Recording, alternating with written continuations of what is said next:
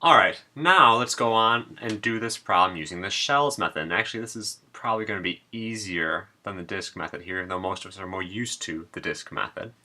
And so, as with 2a, we're on to 2b, shell method, we're revolving around the y-axis, okay? We're taking this shaded region all the way around and forming this solid, look like a pile of dirt. And so, let me see if I can draw it. Hopefully this time better than last time. That was pretty bad on the last movie. Hard to see what the heck was going on. Okay, there's the back. There's the axis. And here is the front.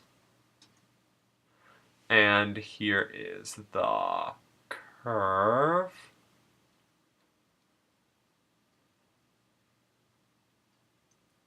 Okay.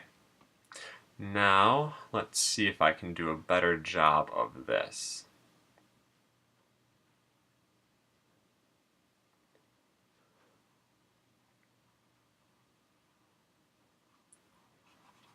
Okay, now let's clean this.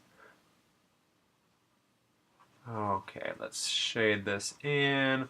Just a little bit nicer, I guess.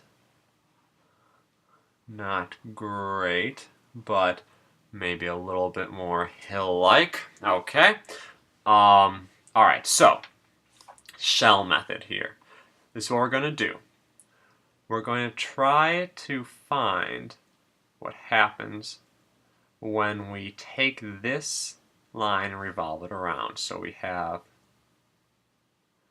this line and we actually revolve it around that same axis, chunk, and then over here to make a cylindrical shell. Okay.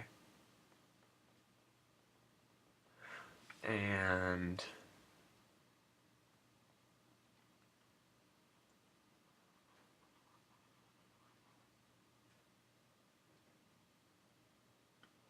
okay, that's close enough for all of our purposes. So we have this shape right here. Okay, it's a cylindrical shell. It's open on the top and on the bottom, so really this line should be connected through there. And here's what we need. We need the height of this, and we need the radius here. And this radius, super easy. Any radius of this shell, it's the distance to the y-axis, so any radius, again, will just equal x, how far over we are. And another really nice thing, this height here is just the y value of the function. So we get the distance from here to here, and I have the y value.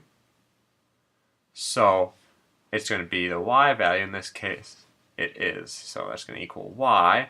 So it will equal -3/16 x squared plus 3. And what we're going to end up doing is integrating the surface or the lateral areas of these cylinders, these cylindrical shells. So we know that the lateral area in terms of r and h is the circumference, 2 pi r, multiplied by the height, h. And in this case, I know what r and what h will be in terms of x, so my area in terms of x will equal 2 pi multiplied by x multiplied by -3/16 x squared plus 3. Okay, and now I can jump in and say, okay, we know from our rule if I integrate the shells all the way out from the skinniest shell, in this case from 0, all the way out to the widest shell, and we already solved for this, 4, we could find out where this equals 0, it's going to be at 4. So the volume of my solid will equal the integral from 0 to 4 of the areas 2 pi times the radius, which is this distance here, it is x, multiplied by the height, which is the y value, which in this case is -3/16 x squared plus 3 dx.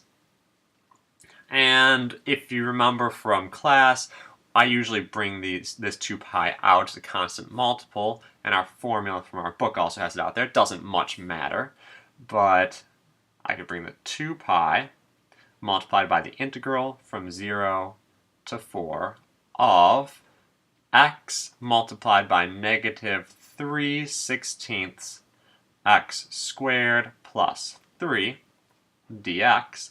And now let's just jump into the calculator to get this done. So, turn it on. Make sure it's working. Okay, math, not yet. 2 pi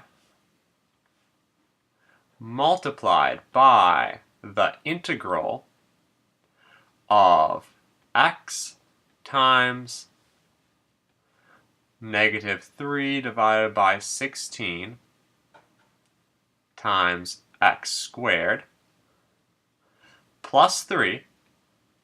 Close that off with respect to x from 0, the smallest radius I have, to 4, the biggest radius that I have.